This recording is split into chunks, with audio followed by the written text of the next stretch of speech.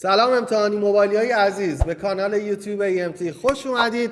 من شبگرد به همراه همکارم پاکزاد دقایقی رو در کنار شما هستیم تا در مورد حذف آداپتور از جعبه گوشی‌های شیائومی صحبت بکنیم. بله، همونطور که در جریان طی اقدام خیلی عجیب شیائومی میخواد کل آداپتورهایی که توی جعبه میذاشته رو حذف کنه توی سری جدیدش و گوشی جدید رو بدون آداپتور عرضه کنه. آیا شبگرد نظر شما در این بابت چیه؟ راستش من به شخصه برام سخته که بخوام یک جعبه گوشی شیائومی رو آره، بذارم باز می‌کنی چی؟ موبایل و هیچ آیفون آداپتوری توش نباشه، یکم ناراحت کننده است.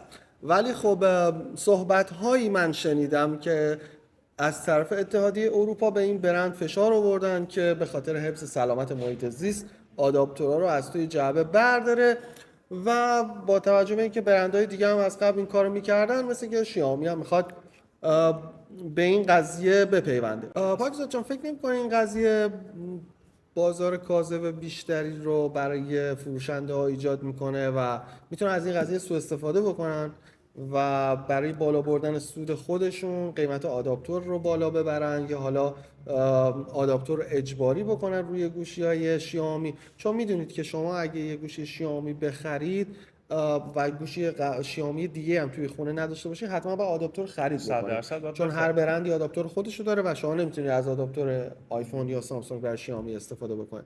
به نظر شما این ممکنه همچین سوء استفاده توی بازار فروشنده ها بکنن از این قضیه، یا به نظر تو که بازار کاذب ایجاد نخواهد شد سریع؟ به نظر من چرا همچین مسئله رو خواهیم داشت که یه منم موافقم سریا به نظر شما. یه قیمت‌های زیادی رو شاید بگن بله. برای آداپتور. همون سری جدیدی هم که بیاد با این شکل ممکن آداپتوراشون حتی 2 برابر قیمت اصلیشون به فروش بره، چون که نیست. و مثل یه چالشی رو داشتید هرچند صحبت نه، میکردی، خواهش میکنم. یه چالشی رو ما خواهیم داشت، میریم سراغ آداپتورهای فیک و اصلی. آفرین، این آره مثلا دیگه، می‌خواستم این اشاره مسئله کنم. ایه که الان ما اینو توی گوشی‌های سری سامسونگ داریم، توی آیفون هم داریم، که اولین معضل خریدارا اصلی بودن این آداپتور، یعنی قیمتش آره نیستش، دقیقاً، میخوان واقعا فیک مطمئن زیاد بشن. میشه. چون الان ما توی سری آیفونی مثلا خیلی زیاد داریم که 4-5 نوع آداپتور مختلف توی بازار هست که اکثرشون فیکن و به سلامت باتری آسیب میزنن. پاکزاد جان، شاید جالب باشه برات بدونی که گوشی های اندروید هم سلامت باتری دارن. یعنی ما توی گوشی های اندروید نرم افزاری نداریم که هلز باتری رو نشون بده، هرچند یه سری نرم افزارهای جانبی هم هستن، مثل نرم افزار باتری سیور یا باتری هلز یا سی پی یو زد.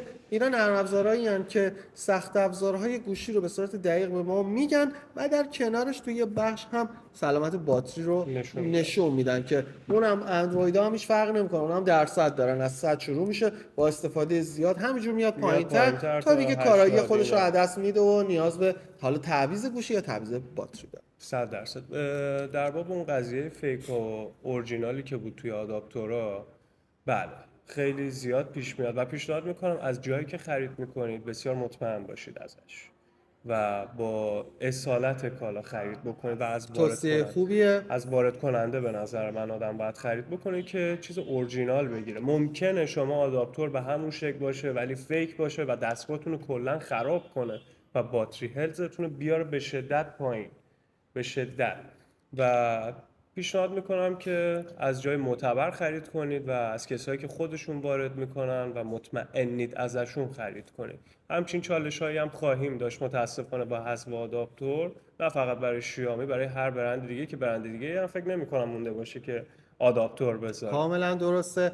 من به نظر خودم یکی از ایده هایی که میتونه این معضل آداپتور فیک رو از بین ببره، یه تسته. آفرین. یه تست ایجاد بکنن، مثلا که آقا یه نرم افزار تست باشه که برای برندهای مختلف آداپتورهای مختلف رو بتونی باهاش شناسایی بکنی و فقط اگر اون تست اوکی شد توی اون برنامه یا حالا تو خود گوشی رو میتونن مجهز بکنن. خود گوشی اگر شارژر فیک بهش خورده بشه، مثلا یه آلارمی، یه پیغامی، یه چیزی بده که این بهترین راهش برای شرکت ها همینه دیگه. وقتی حذف میکنید یه همچین آپشنی هم به نظر من اضافه کنید، خیلی موثرتر میتونه باشه و احترام به کاربر. دقیقاً همچین بله چیزی. دقیقاً، که به نظر من بالاتر از همه چیز احترام به حریم خصوصی و اون بهینه‌سازی مصرفی هستش که برای کاربرها در نظر گرفته میشه.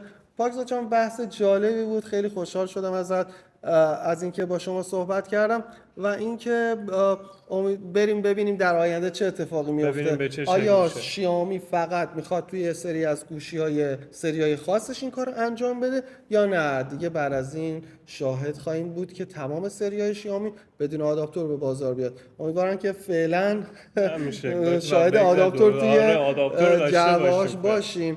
خب دوستان عزیزم، مرسی که این چند دقیقه رو با ما بودید. اگر این ویدیو رو دوست داشتید لایک و سابسکرایب یادتون نره، همون زنگوله رو میگم. تا ویدیوی بعدی شما رو به خدای بزرگ. خدا نگهدار.